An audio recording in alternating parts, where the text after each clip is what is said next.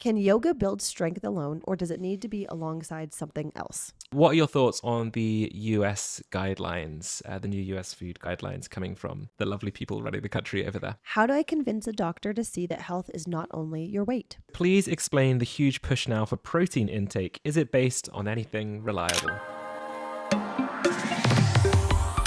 Hello everyone and welcome back to the How to Fitness podcast with me, Michael Ujoa. And me, Kate Lyman. And we're back today with a Q&A show. Kate, how are you? I know you're a little bit sick. I know we don't like to admit when we're sick because we don't like to sound a little bit gross on microphone, but you are a bit sick today. How are you? I know. I wish you couldn't hear it and we could just pretend it's not true. But, toddlers, winter, I'm fine.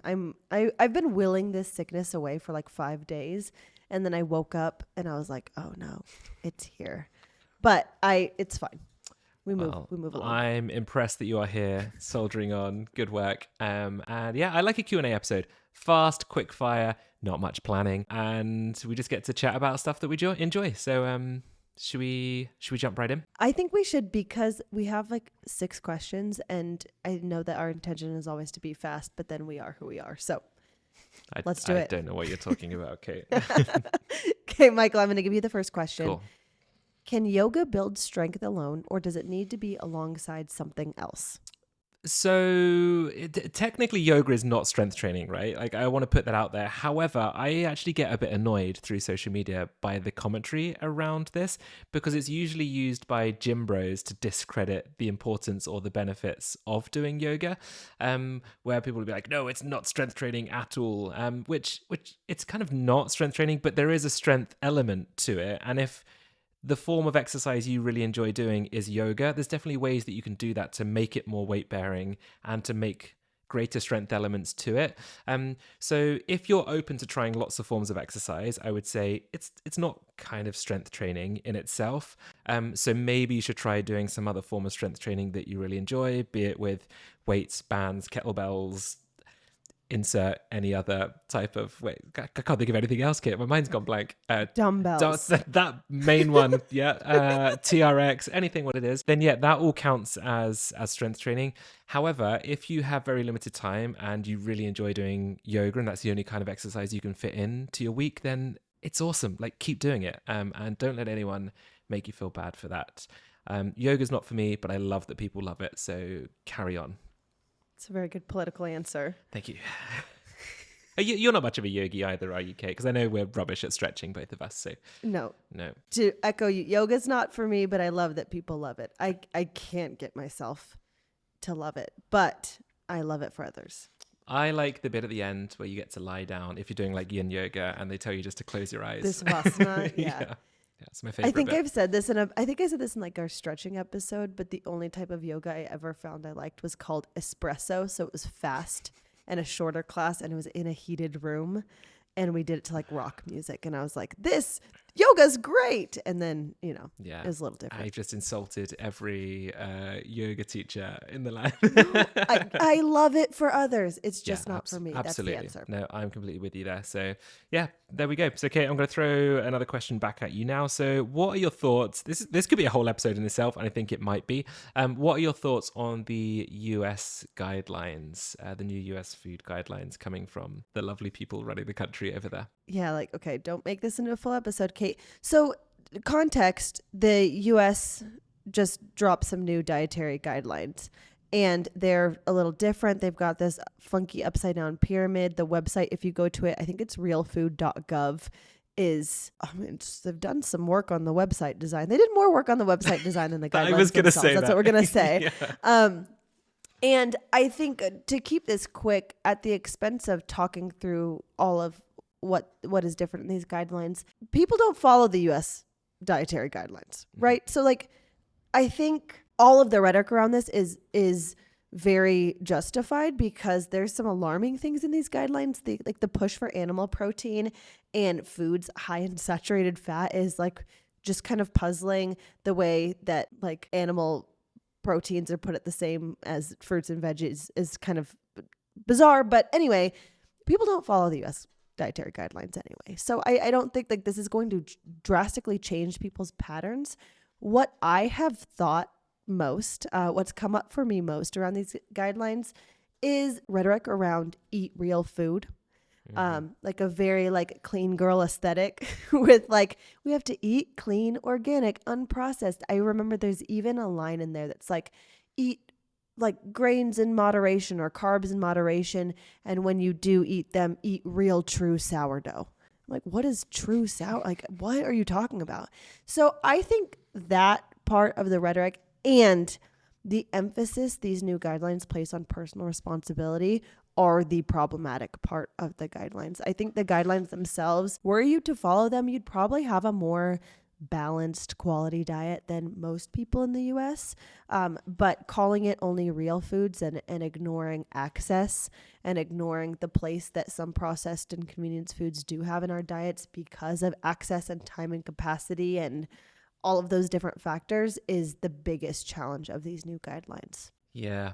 As you said, we could do a whole episode on this. The bit that annoyed me the most, maybe not the most, there's lots of things that annoy me about it, is the fact that they were like, the old pyramid is out, the new one is in, as if the old pyramid hadn't been removed in 2011.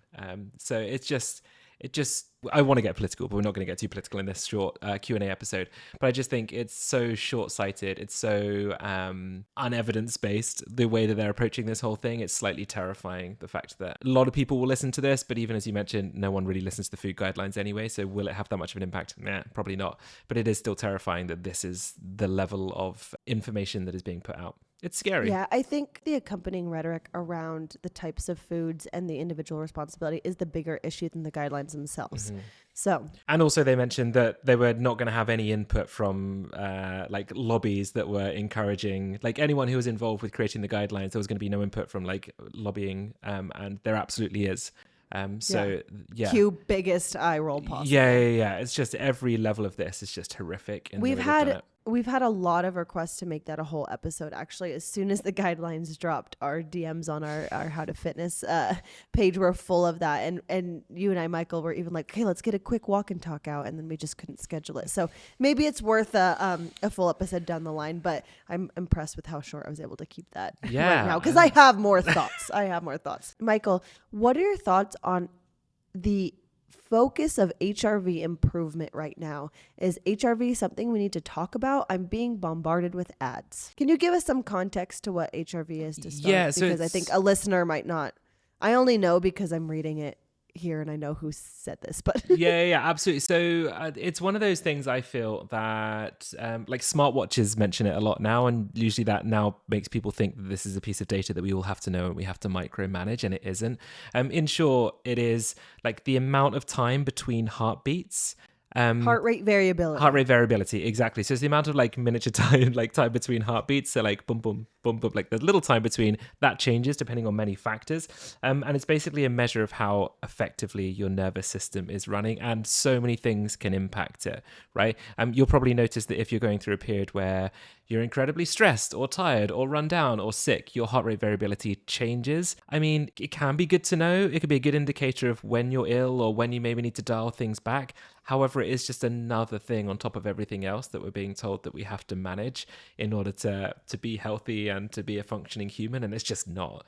For the large majority of people, it's just not really worth really worrying about. Like, just control the variables that you know that you can control. When you're sick, when you're stressed, try and wind things back and bring a little bit more balance. Try and really focus on healthy, nourishing food and all the stuff me and Kate always mention. Like, it's one of those things that if you're getting everything else right and you want another metric to then start looking at, cool, do it. I quite like to have a look at mine just to see what's going on. But there's no point in putting too much emphasis on it that it's stressing you out and it's being another thing that you need to worry about. I hope that gives a kind of very concise, quick answer there. I think so. My take has always been, when my heart rate variability is different, I know because I'm either stressed or sick or on the verge of illness. Like, it's like when your watch tells you had a poor night of sleep and you're like, oh, I know my toddler was up 3 times. Like, I'm totally aware. Thank you. Do you know what I really hate is when I feel like I've had a really bad sleep and then my watch is like, no, your sleep was great. And I'm like, Was it? Don't gaslight Yeah, me. I know, right? I feel like someone is lying to me here, and it's probably not me in the way that I feel. Yeah, but it's one of those, like, if your sleep is good, managing stress, eating well, exercising sensibly, your heart rate variability will likely be pretty good unless there's underlying health conditions. As with any of these things, it can be an indicator of something that might be more wrong at a deeper level. So if there's any worries, please go to your doctor, to your PCP, and get it looked at. But don't stress. Please don't stress about it. Cool. Kate, next one for you. So please explain the huge push now for protein intake. Is it based on anything reliable? Yes, I would say it's based on something reliable, but then we've gotten a little out of hand, and this kind of harkens back to the question around the US Dietary Guidelines, because there's a lot of like kind of propaganda on like the war on protein is over. And every time I see that, I'm like, okay. Yeah, I loved all the little graphics that a lot of content creators brought up of like trying to like combat where this idea was coming from, and it shows like the US is like right at the top of the amount of protein consumed around the world. Like, yeah, good work, guys. Good work. Yeah, good work. Yeah. We're definitely focusing on the most important factors here. So I cannot explain exactly the huge push in protein intake in this short of an episode. Although let me say I have a full deep dive on this. It's called the proteinification of everything. I'll put it in the show notes because I can't remember. It's actually one of my favorite episodes. I did really like it. It is also one of my favorite episodes, but it kind of talks through why we're seeing such a huge push in protein now. But, you know, protein is important. Let me say that. Protein is important for a myriad of different reasons. It's important for helping us maintain lean mass, so bone mass, muscle mass. It's important for helping us support our overall metabolism, satiety. There's actually a lot of benefits in our mental health as well. And at the same time, most of us are probably getting enough protein. And so much of this current huge push for protein intake is just kind of like a capitalistic response to it being a fad right now. Like, I think it's important for us as consumers of information and food to distinguish what it looks like for us to eat more protein from plant-based sources, animal-based sources, meat, dairy, etc., seafood, versus loading up on proteinified snacks and treats and cookies and ice creams, etc. So I think one of the reasons we feel so overwhelmed with all the protein talk right now is because we're seeing products like proteinified across the board, and that makes it feel a little more overwhelming. Mm-hmm.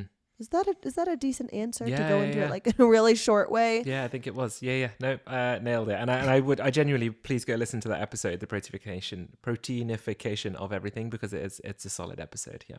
Yeah, I think it gives a lot more context and also helps us understand our actual protein needs and how we get there in a way that is supportive to our overall health and not obsessive. Because I think a lot of the rhetoric on protein right now it airs on the side of obsession. And I think my biggest areas of beef here, no pun intended, I guess, is that protein feels like such a fad that it makes us think maybe it's not important. It's just a fad, but it is still important.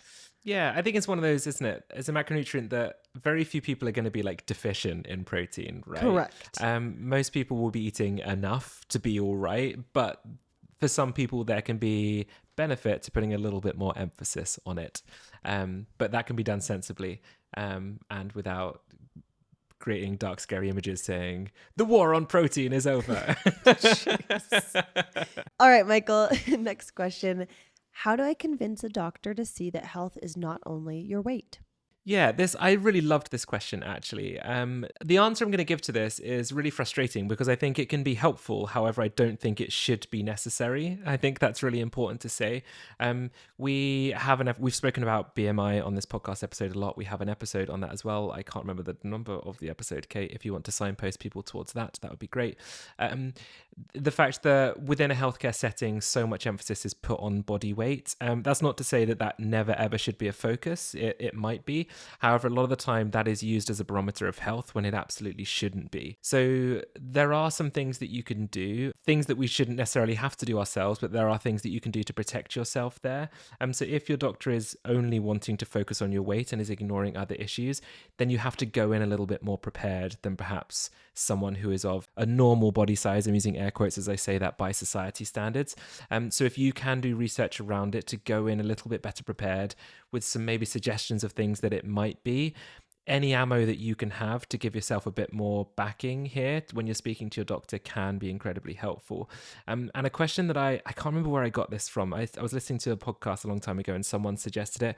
And ask your doctor, if weight was not a factor here, what else might be causing this issue that I'm presenting today? And get them to think about it in a way that completely removes weight from the equation.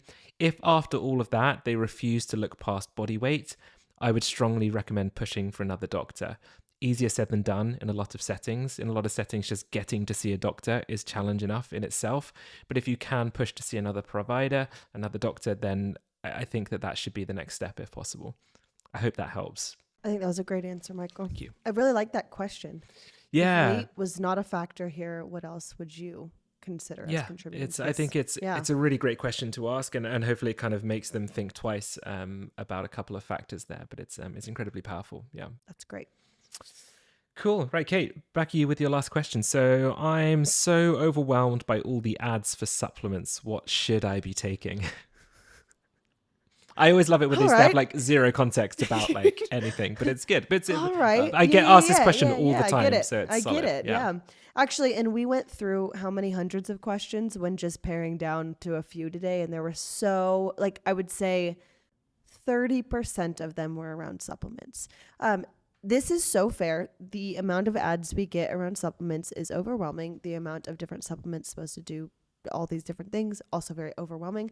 What should you be taking? I can't tell you. I don't know you.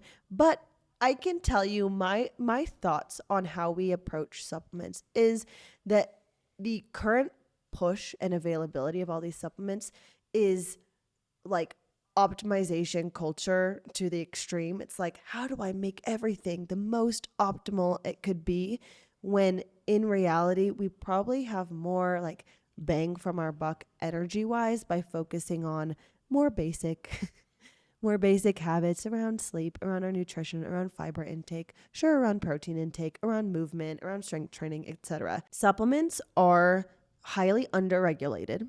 There's not a lot of oversight to how people create their proprietary blends or what people can claim their supplements do.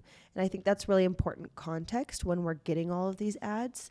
There are certain supplements that can be really, really helpful. Let's give an example of like vitamin D. A lot of people are vitamin D deficient. So having a third-party tested, Michael's got his hand up. Yeah, I do. That's me. The Scotsman has his hand up, yeah. Having like a third-party tested source of vitamin D supplementation is really helpful. Creatine is another one we talk about a lot, and there was just dozens of questions on creatine in this Q&A we went through. And creatine is one of the most studied and evidence-based supplements around. I think most people could benefit from taking creatine, 5 grams a day of creatine monohydrate. We have a whole episode on that. It's actually our best episode ever. Our most listened to episode ever is around creatine, and it goes all into why, what it does, blah, blah, blah. But other than that, supplements are meant to supplement. They're meant to come in and, kind of help us out in areas we may be deficient. So it's important to know what you may be deficient in, talking to your doctor, getting a blood panel. And then other than that, I think it's worth recognizing that a lot of supplements, because of the underregulated nature of the industry, are just peddling you overpriced pills that you don't really know what things are in it. Yeah. Nailed it. I mean, I could go on forever, but but I think that's a good approach to just kind of get our heads on straight with all the info we're consuming, and also lessen the pressure on ourselves to think we need to be taking all these supplements and doing all these little things to optimize every little aspect of our lives. Yeah. I love it when I start working with a new client and I'm like, right, what supplements are you currently taking? And they're like, nothing. It's the best. Great. Yeah. Fantastic. Clean slate. Love that. Yeah.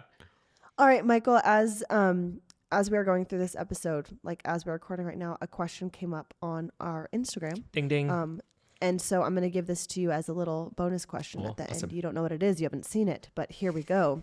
On the spot. Hello. I saw a coach that said 10K steps is roughly the same as a 200 to 300 calorie deficit. Is that true? Kind of, yes. I get. Well, it's not necessarily a deficit, because a deficit is only when you're consuming fewer calories than you're burning off. So I think I never like to put the sole emphasis of a step goal in terms of like calories burned, because I think when you start thinking about it as only that, then it can be quite negative or can become quite obsessive. However, if you are someone who is wanting to move more, maintain a body weight, whatever it is, then absolutely hitting a daily step goal can count. I believe the number is right. I remember searching this fairly recently, and I think it is around but kind of 200 to 300 calories a day if you're burning a day if you're doing 10,000 steps regularly. Obviously, that depends massively on body size, intensity, and all this kind of thing, which doesn't sound like a lot, but I guess if you're going from kind of 2,000 to 3,000 steps a day, and then you suddenly jump into 10,000 steps a day, burning like, let's say 300 calories on the upper end every single day for a week, like that is 2,100 calories if my maths is correct, Kate, which is like a huge calorie burn, which is like a day's worth of calorie intake of food. So it actually does play a huge part, but I don't like putting the emphasis there on the calorie intake as well. I had to admit, I'd never even heard steps put in that context. I So only that's said that interesting because to I me. got asked it the other day, literally like 3-4 days ago. One of my clients asked me it, and I Googled it whilst we were speaking, and it was, about 300 calories. So it's actually quite a lot. Yeah. Yeah, I mean, it's got to depend on so many factors, Yeah. but it's cool that we even have like a rough estimate, I guess. Yeah, it's cool. It's a good amount. So yeah, I mean, 10,000 steps a day for a lot of people is a solid goal to aim for. For some people, it might be way too many to aim for, depending on their lifestyle factors. But Yeah, I mean, I think that the takeaway is the more we move, the more calories we burn. And if someone's approaching a deficit, that is a helpful tool. And if not, it's still good for your health. there we go. Nailed it. All right. That was great. I love a Q&A. I like a Q&A as well. The lazy part of us Yeah, is we like, just- I mean, there's no lazy parts of us, but just like Just riff. showing up Yeah. instead of doing 2 weeks of research, it's pretty fantastic.